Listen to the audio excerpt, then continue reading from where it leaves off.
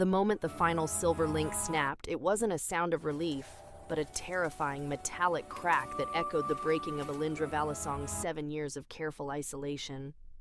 She gasped, her breath frosting in the brutal northern air, her focus locked on the magnificent dying creature before her.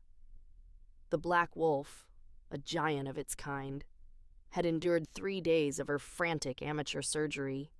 Her small hunting knife, now stained crimson, had finally defeated the crude, toxic silver chains hammered deep into his flanks. The silver was poison, burning both his flesh and her own pale hands, a pain she accepted as penance for a past she couldn't outrun. As Elyndra leaned back, savoring the small victory, the temperature seemed to drop further, signaling a new, more immediate danger.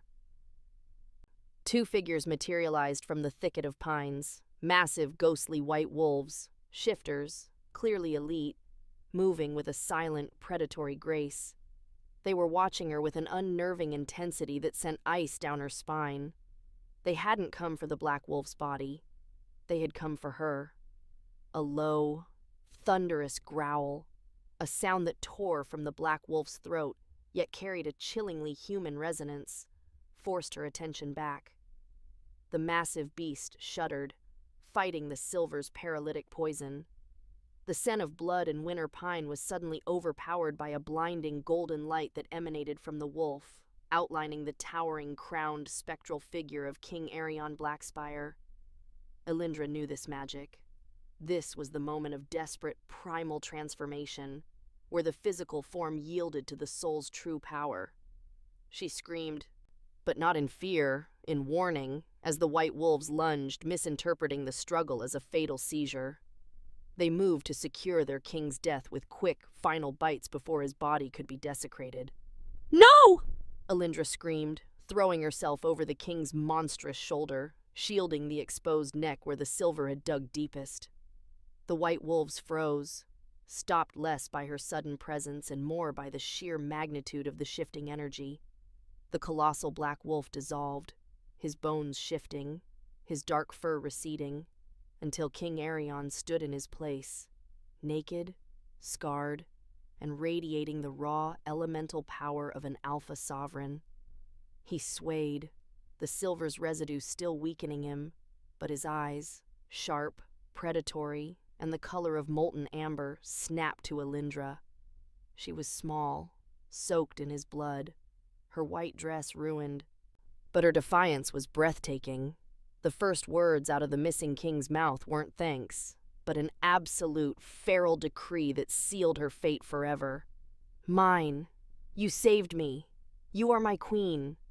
Her solitude, her safety, her entire hidden life, all shattered by a single possessive word. Aerion Blackspire, the Alpha King, stood before her, the golden light of his spirit fading, leaving him starkly human yet overwhelmingly powerful.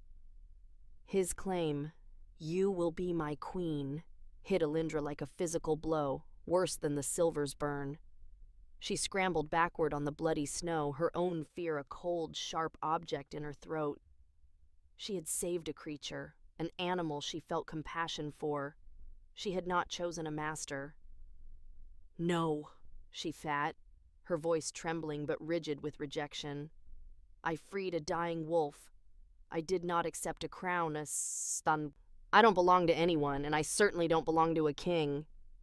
Aerion took a single agonizing step toward her, his scarred face tight with the remnants of poison and the instinct of the mate bond. "The moon goddess decides such things, not you," he rasped, his eyes flashing with the raw, possessive need of a newly bonded alpha. "You risked your life for mine. By every sacred law, you are claimed." The 2 white wolves, the loyalist scouts, finally moved. They shifted instantly to their human forms, 2 burly men clad in dirtied, snow-covered leathers, and dropped to one knee, ignoring the nudity of their king and the defiance of the woman. "My king!" The taller one, who bore a deep scar across his brow, exclaimed, his voice choked with relief. "It is truly you. We had given up hope." Aerion waved a hand dismissively. "Silence, Marcus. Ready the escape. We are exposed. He tried to place a proprietary hand on Elyndra's arm. She recoiled as if burned. Don't touch me! Do you think you're trading one set of chains for another? I escaped that world long ago. I won't be owned. Not by a tyrant and not by a sacred law. Marcus, the loyalist captain, finally looked at Elyndra, his expression hardening with suspicion.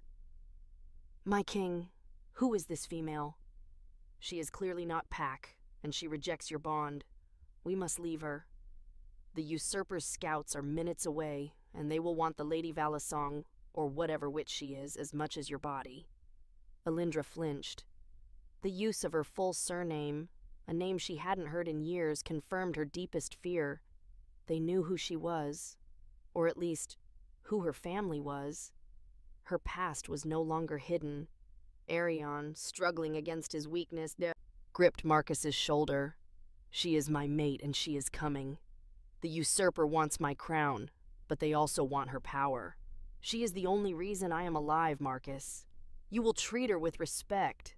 He glared at Elyndra, his royal authority overriding his mate instinct. You will come, not as my queen yet, but as my prisoner if you must. But you will come. I need your skills to live, and I won't let my savior fall into my enemy's hands. He was offering a desperate, conditional compromise, protection in exchange for her presence, but with a threat of force still underlying it. Elyndra knew he was right about the usurper. She was caught between a powerful, possessive king and a brutal, hunting enemy. She swallowed her pride, her eyes blazing with rejection. Fine, she hissed. But you will regret that promise. The flight was brutal, immediate, and utterly lacking in royal dignity. Aerion, though staggering, was too heavy for Marcus and the other loyalist scout Ronan to carry effectively. Elyndra, forced into the role of reluctant guide, moved ahead of them, her ruined white gown snagging on the brush but her pace relentless. She chose the dense, twisting roots, places where the royal guard's heavy boots usually wouldn't tread, using her intimate knowledge of the wild to mask their scent trail. We must head toward the stone peak, Aerion commanded hoarsely, leaning heavily on Marcus. It's the safest rally point. The stone peak is 10 leagues through open territory, Elyndra snapped over her shoulder, not breaking stride. That scent will lead the usurper's pack straight to us. We are taking the witch's path, the lower ravines. It's slower, but the frozen water and the old yew trees confuse the scent markers. The witch's path? That trail is forbidden, full of collapse and danger, Aerion protested, trying to assert his authority even in his poisoned state. Your safest rally point will get us killed, Your Majesty, she retorted, turning back just long enough to lock eyes with him. You chose me. Now follow my command. Aerion grimaced, but the sheer desperation of their situation and the look of cold competence in her eyes silenced him. He was a king reduced to a wounded animal, and she was the only one navigating them out of the snare. By the second hour, the toll of the silver poisoning and the exertion became unbearable. Aerion's breathing was shallow and ragged. His wounds, though minor in size, were turning septic, their edges black and oozing. He collapsed against a thick pine, his regal bearing giving way to the raw reality of his pain. Marcus moved to offer him a standard healing salve, but Elyndra shoved his hand away. That is useless. The poison is rooted in his magic, not just his flesh. She dropped to her knees beside Aerion, ignoring his protests. Reaching into a hidden pouch inside her dress, a pouch she had carried in exile for years, she produced a bundle of dried moss, crushed nightshade, and a vial of shimmering, thick liquid. She chanted softly, her voice melodic and strangely archaic, tracing protective sigils onto Aaron's wounds using the dark liquid. It wasn't standard healing. It was a protective ancient practice, binding the poison to the metal fragments still embedded beneath his skin. Aerion watched her, his eyes wide. Her magic was potent, wild, and utterly unlike anything sanctioned by the royal healers. He could feel the familiar burning agony of the silver receding, replaced by a deep, numbing cold. He realized, with startling clarity, that this fierce woman was not just his mate, but a vital, untamed force he was completely dependent on. He had commanded a queen. He had received a powerful, necessary sorceress. They hadn't traveled another league before the air thickened with the stench of aggressive, unfamiliar shifters. Marcus shouted a warning just as 6 large, mottled brown wolves erupted from the pines, fangs bared, their eyes fixed on King Aerion. The usurper's hunting party had found them. "Ronan! Protect the king! Lady, stay low!" Marcus roared, shifting mid-stride to meet the ambush. Ronan, his massive white wolf form crashing into 2 of the attackers. Aerion, though weakened, surged forward, refusing to be sheltered. He shifted, his huge black wolf form now standing as a defiant wall against the remaining attackers. The black fur bristled with residual silver poison, making his movements sluggish, but his fury was absolute. He fought with the desperate, punishing intensity of a captured king, focusing on defense while Marcus and Ronan attempted to buy them time. "We can't hold them, Your Majesty. They have 3 times our numbers," Marcus howled, dragging a snarling enemy wolf off Ronan. Aerion took a deep cut across his flank, a shallow wound but devastating because his poisoned body couldn't knit the flesh instantly. He stumbled, collapsing momentarily to one knee, trapped between 2 snapping jaws.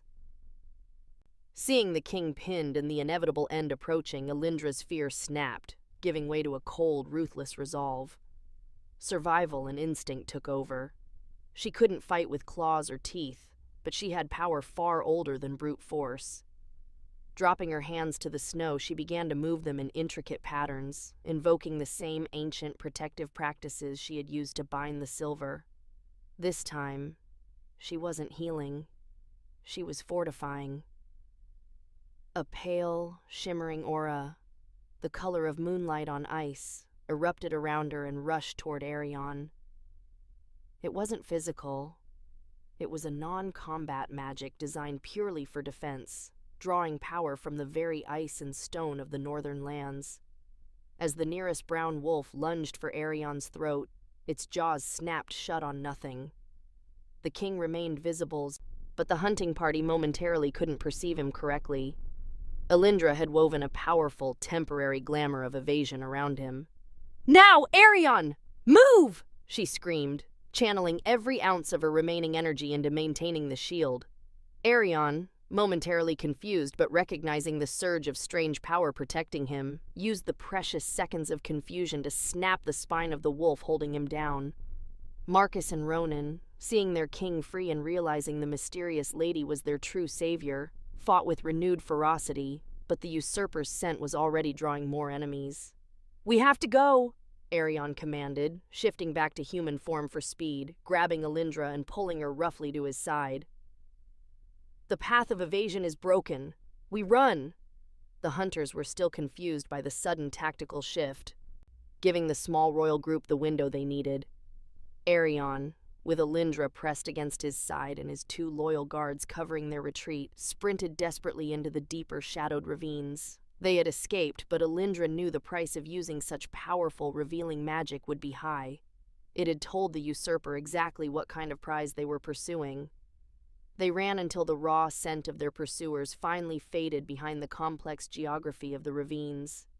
When they finally staggered to a halt beneath the shelter of a thick, ice-coated overhang, the only sound was the ragged gasping of the 4 shifters. Aerion, back in human form, was leaning against the rock face, his breathing heavy. Marcus and Ronan immediately moved to establish a perimeter, their concern shifting entirely from Aerion's wounds to the mysterious woman who commanded magic potent enough to fool an alpha pack. Aerion, however, kept his eyes fixed on Elyndra. The golden glow of her magic had faded, leaving her trembling, utterly depleted, and bleeding from where she'd been scratched by shrapnel.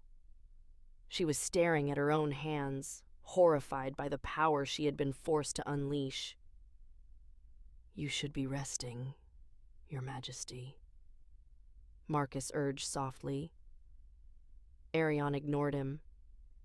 He pushed off the rock, walked slowly over to Elyndra and knelt before her, disregarding his own throbbing injuries. His action, the Alpha King kneeling to his mate, was a profound gesture of surrender and respect, one that Ronan audibly choked on. That was not the magic of a healer, Aerion stated, his voice stripped of all command and softened by awe. That was the power of a protector. You could have left me to die a dozen times, but you fought the usurper's pack and revealed your secrets for my life. Elyndra finally looked up, her blue eyes colder than the snow. Secrets I wanted to keep, Aerion. Secrets that now put a target on my back as large as your crown. You claimed me by law and duty, but that is the language of masters and slaves. I didn't spend 7 years in exile and risk death by silver to trade one form of ownership for another. Aerion reached out slowly, touching the angry red rash the silver had left on her arm. You are right. I commanded, and you fought. I saw what you fear, Elyndra. The binding, the control. I was chained too. I know that terror. He met her gaze, the kingly arrogance replaced by earnest humility. I swore you would be my queen, but I did it on instinct, driven by the claim of the bond. I never asked what you wanted. Elyndra's jaw tightened. This was the opening she needed. She stood, forcing him to look up at her. Then the bond and the crown mean nothing until I choose it. If I come with you to your fortress, it is under my terms. You will swear now, on your honor as king, that you will abandon all claim of duty and debt. You will treat me as an equal partner, someone you must earn, not possess.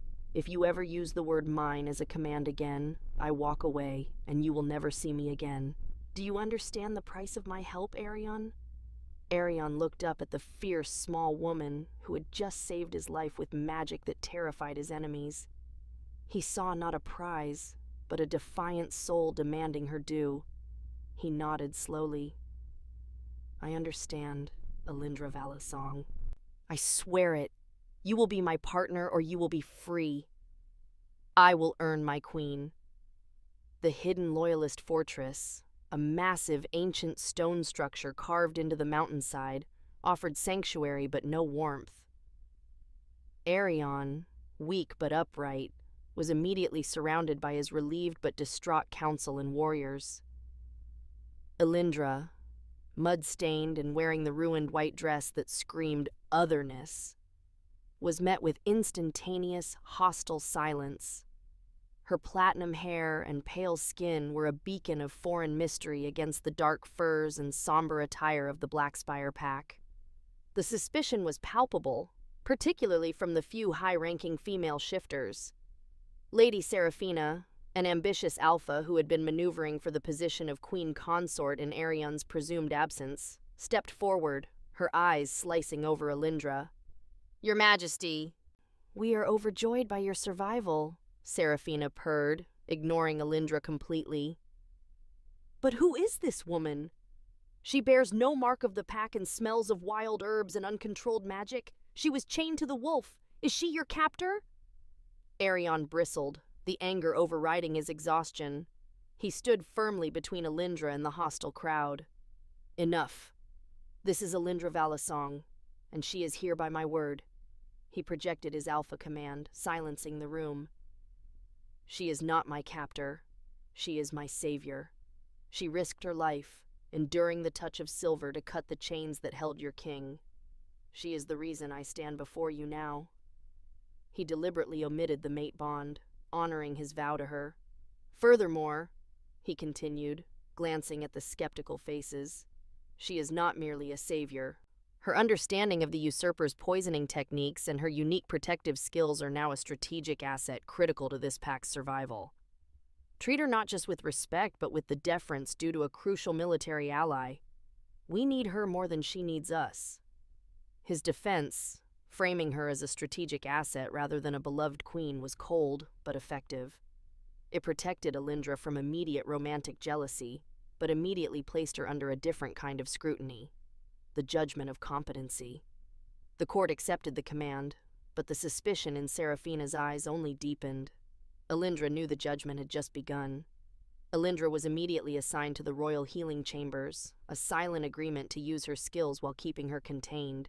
She worked alongside Alara, the ancient and skeptical head healer, who regarded Elyndra's unconventional methods with deep suspicion. However, the unique nature of Aerion's affliction, the persistent low-grade fever, and the way his magic resisted simple pack healing, demanded Elyndra's expertise. The silver was fused with something else, Elyndra concluded, studying a sample of Aerion's blood beneath the meager light. It wasn't just metal, it was enhanced, a binding agent, specific to suppressing an alpha's regenerative core. Standard antitoxins only treat the metal. They don't touch the dark magic woven into the chain itself. Alara, surprised by the precision of the analysis, leaned closer. Dark magic? Only the rogue Shadow Coven deals in such forbidden sorcery. They were banished centuries ago for aiding the warlord of the West. This discovery was explosive. The usurper wasn't just fighting for the crown, they were using a dark, ancient alliance. Elyndra knew she couldn't keep this information to herself, but sharing it with the skeptical council was risky. She went directly to Aerion, finding him in his private study reviewing war plans. The usurper has allied with the Shadow Coven, Elyndra stated without preamble, placing her findings on his desk.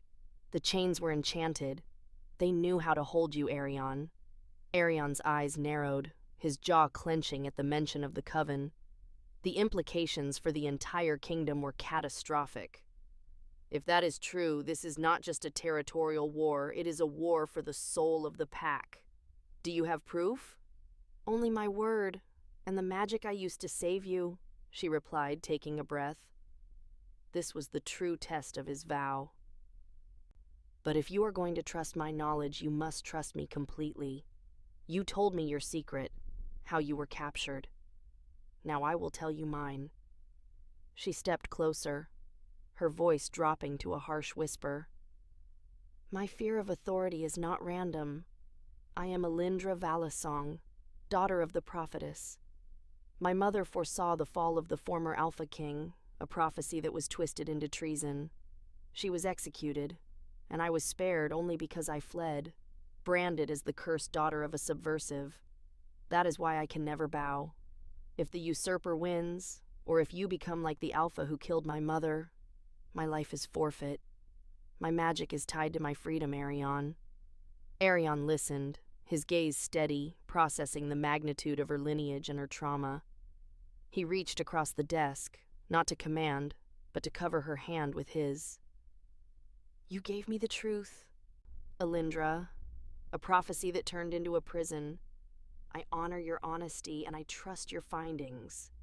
Tell me what we must do to defeat the Shadow Coven. She had laid bare her past, challenging him to respect her truth over his prejudice. He passed the test.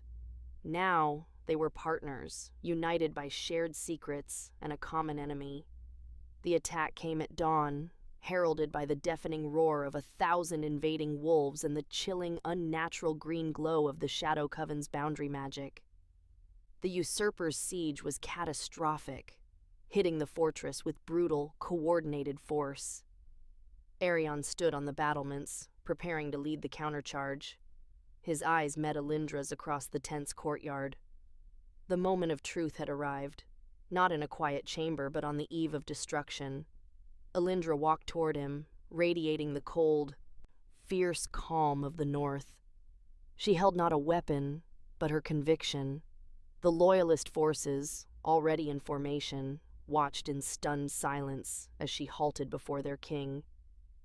Aerion Blackspire, she spoke, her voice clear and carrying over the din of the siege engines. Before you lead these brave wolves into battle, you will honor your oath. Aerion, understanding the gravity of her demand, turned to face the troops. He knew this moment of vulnerability, this yielding of absolute power, would either inspire his troops or break their faith. I swore to you that I would earn my queen, not command her, Aerion declared, his voice ringing with alpha authority that tolerated no dissent. This partnership is vital for our victory and for the future of this kingdom."